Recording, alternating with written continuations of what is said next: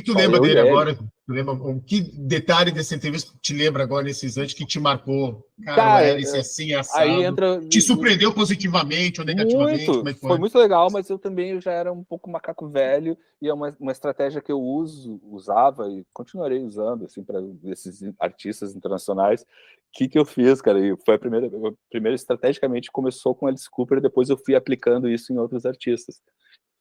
Claro, por mais que eu conhecesse já o Alice Cooper, obviamente eu vou estudar o cara antes da entrevista, vou ler, vou ver o que ele está fazendo, o que ele já fez, vou ler ou assistir, na época não tinha muito de assistir, mas sei lá, vou assistir alguma entrevista que ele já deu para saber o que não perguntar, o que todo mundo pergunta, o que eu não vou perguntar, não sei o quê. E numa dessas, eu vi descobri que ele era muito fã dos Kinks, né? E eu, além de ser um Yes Maniac, eu sou um Kinks Maniac também. Eu sou dos Kinks, na verdade. Eu e o Beto, a gente vive brigando. Inclusive, nesse fim de semana, a gente brigou muito, eu e o Beto, em relação aos Kinks, porque ele queria falar só sobre 3 discos e eu sobre outros e tal.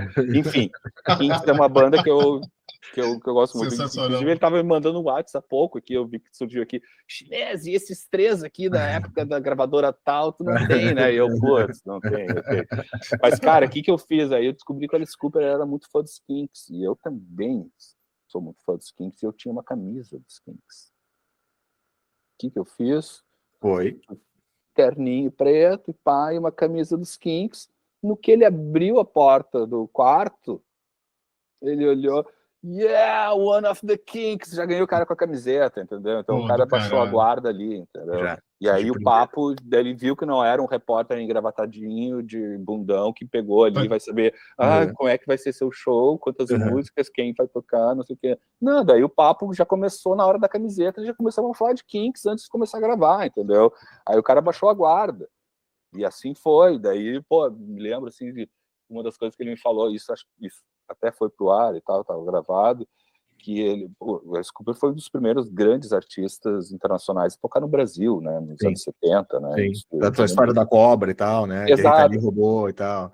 E aí, exatamente dessa história, ele me contou uma que eu não sei, para ver como ficou na memória do cara, pô, isso aí tinha acontecido 40, 30 anos antes, né, dessa entrevista, ou mais, sei lá, anyway.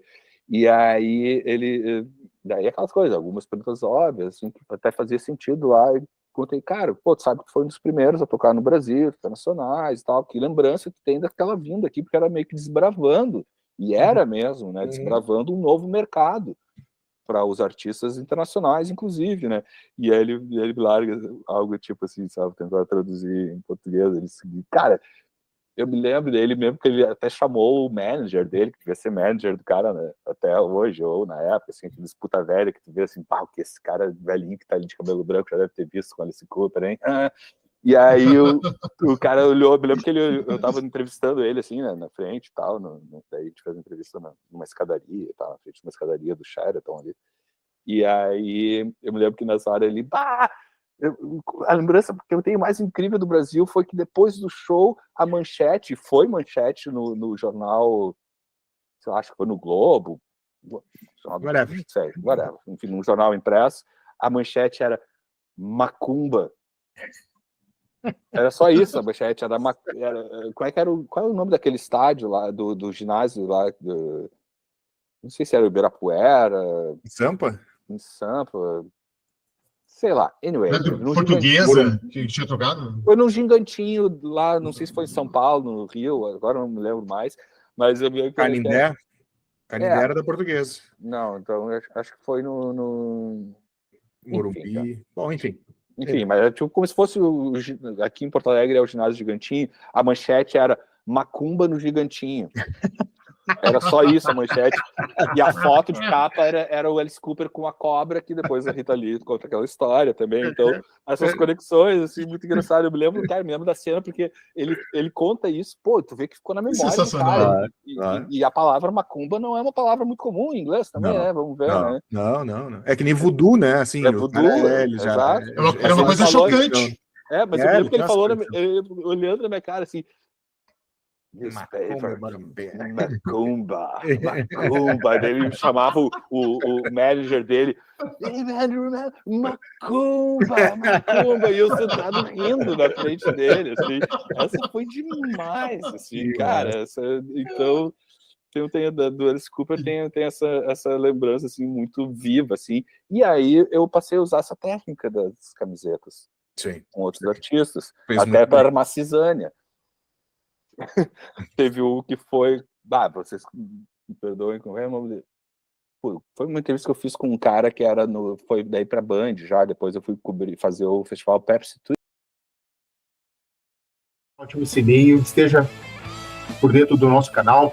Sandra, esse ano de 2023 a gente está comemorando 2 fatos muito importantes para o rock brasileiro: 35 anos do Trashland e a demo de 1983, que deu a base o Cadê as Armas. E falamos um pouco da demo, até a gente chegar no Trashland, tem várias coisas aí a gente juntos conversar, relembrar e até fatos novos a gente junto conhecer através de você. Foi algo até de um certo ponto transgressora o disco demo, porque é uma sonoridade até então que estava começando a acontecer, e para nós, tanto o Rodrigo, Débora e Christian, nós estávamos conversando, literalmente a Mercenários não é uma banda punk rock, uma banda de pós-punk ali com a sonoridade, Gang of Four, ali como estava começando aquela época, e ao mesmo tempo abrindo portas para para um leque de artistas femininas, que até então não se tinha muito. Eu acredito que esse disco, literalmente, abriu as portas para esse novo gênero musical, né, nesse início dos anos 80, no underground paulistano, consequente ao nível Brasil, e também a portas para artistas femininas?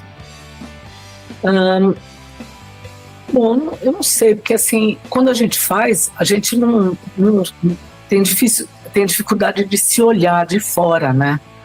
Então, acho assim, a gente foi criando e fazendo, né, sem pensar se ia ser pioneira nisso ou naquilo, né? Eu acho que o que aconteceu foi que eu, com uma suposta timidez de me expressar na frente de muita gente, eu busquei essa turminha, né? Fui encontrar a Ana, que era minha amiga, a gente foi atrás da Rosália e tal, para criar um ambiente de liberdade criativa, né? Então, o que aconteceu é que cada uma de nós tinha uma peculiaridade, né? Assim, se hoje em dia eu encontrar a Rosália no metrô, de repente eu não vou nem ver que era a Rosália, mas alguma coisa vai me chamar a atenção que eu vou olhar para ela, porque ela tem já uma presença meio diferenciada, né? Assim, original. Então eu acho que a gente se colocar como única, porque cada um de nós é único, né? E a gente é único e faz parte de um coletivo, né? Então acho que isso é que é interessante, porque eu sempre eu não consigo pensar em coisa eu sozinha, né? Eu consigo só pensar em coisa eu com mais pessoas, porque daí a gente faz, né? É tipo chegando junto, né? Então foi isso que Mercenárias fez, foi chegar junto no palco, né?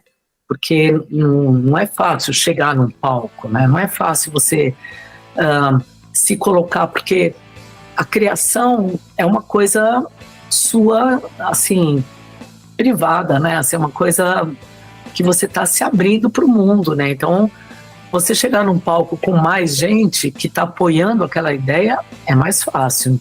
Então, eu sinto que é isso. Talvez essa seja a questão das mulheres também, né? De faltar, às vezes, coragem, né? Por isso que tem que arranjar mais mulheres juntas, porque às vezes no meio de homens, não é nem por causa que o homem faz alguma coisa de propósito, mas às vezes a gente mesmo se intimida, entendeu? Então eu considero que Mercenárias foi para mim um passo para eu me colocar criativamente mesmo, né? Porque eu já fazia música antes, tal, mas Mercenárias foi o berro, né? A gente conseguiu berrar sem vergonha, né? Essa que é a coisa, eu acho. você deu o gancho para eu fazer a pergunta que eu queria fazer, Sandra. Você disse que já fazia música antes. E eu já vi bastante papo seu com um monte de gente em que você se diz que você teve uma infância musical, que era bastante... tinha bastante acesso à música, piano, violão e tudo mais em casa, né? Mas o que é que você... O que a Sandra, adolescente, ouvia que formou, que deu esse empurrão? É isso que eu quero fazer. Isso que eu estou ouvindo é o que eu quero fazer. Não que eu vá copiar, mas que eu vá impor a minha criatividade em cima desse tipo de som. Qual eram as coisas que você ouvia que levou a demo das Mercenárias e os consequentes álbuns? Eu acho assim que o que eu tenho orgulho, se é que essa é a palavra, porque todas as palavras agora a gente questiona, né? Orgulho, será que é um conceito que vem não sei de onde? Assim, eu escutei muito de tudo, né? Então, a questão acho que não está, quer dizer, está na variedade, né? Porque a variedade permite você a fazer combinações diferentes, né? Então, eu acho assim que Mercenárias, em cada música tem um tipo de combinação diferente, sabe? Um ritmo diferente. Imagina, tem valsa, né? Se for pensar, né? Tem valsa. E o que me permite fazer isso é eu ter escutado tanta coisa de falar, isso é possível, entende? Isso é possível. Agora, eu acho que o que pegou mais na gente foram as atitudes, sabe assim, por exemplo, não que Nina Hagen é mais uma atitude, não é nem tanto a música que ela faz, porque ela fazia, na época era um rock até progressivo, né? E mas aquele contraste que ela levou, né, do canto lírico pro rock, aquilo é um negocinho, sabe? É um detalhe. A imagem dela também, né? Assim, é um detalhe que é importante. Aquilo e toda a forma dela cada vez está com uma cara diferente. Acho que eu adoraria poder fazer isso, né? Porque eu acho que a gente é muitas coisas ao mesmo tempo, né? Então, eu acho que, sei lá, se eu for citar mulheres, sabe, Maria Alcina foi importante para mim, né? Gal Costa, Maria Bethânia, porque todas trouxeram alguma coisa provocativa no seu comportamento, né? Assim, Maria Alcina, careca, cheia de paetê, cantando no Silvio Santos, sabe? Isso daí é meio um absurdo, se for pensar. É um absurdo, porque é uma... Sabe, é muito transgressor, né? E a Maria Bethânia, com aquela voz grave, também é transgressor.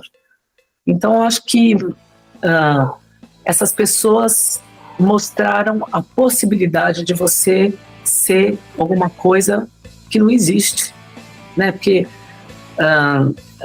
muita coisa assim, eu vou fazer um rock igual aquele, porque aquele cara teve sucesso, então também vou fazer daquele jeito. E a gente nunca achou que é por aí. A gente sempre achou que quanto mais a gente se colocasse, mais tinha a nossa cara, né? Tanto é que, sei lá, a gente não foi só uma banda de mulheres, a gente colocou uma música diferenciada, né? Não é... Tanto é que na época falava assim, acho que é o Edgar que está fazendo tudo isso, não é ela. Tinha isso. Mas é meio por aí, assim. Legal.